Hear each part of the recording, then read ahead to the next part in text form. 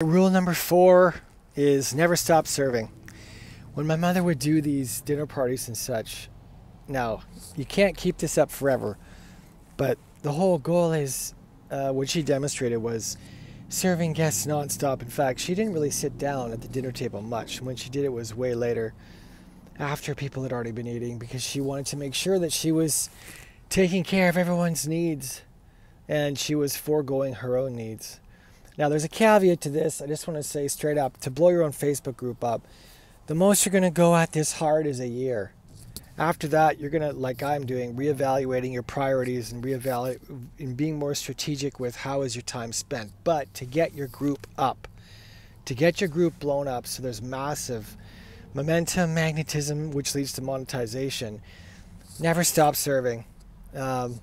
I've been going 14 months now, and I'm just starting to shift my priorities now, because I'm like, I can't keep doing that forever. My mom eventually had to come to the table and eat as well.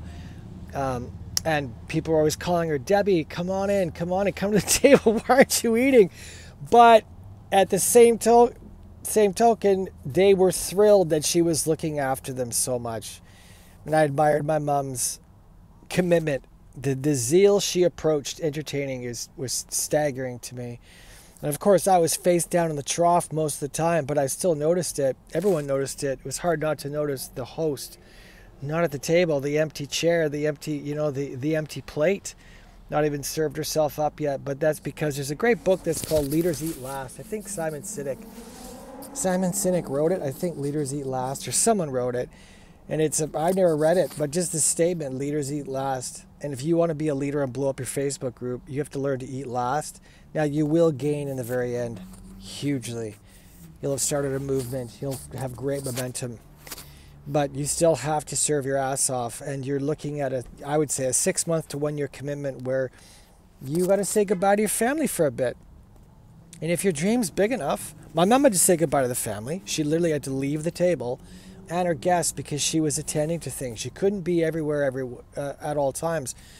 On the event yesterday, I was sick. I had to leave. There's times where, as a leader, you got to pull out to go and take care of other stuff.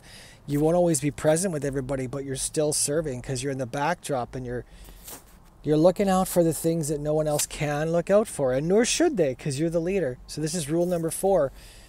It's never stop serving for a season. For a season, never stop serving. And then 6 to 12 months in, you're laughing. But you got to go hard for 6 to 12 months.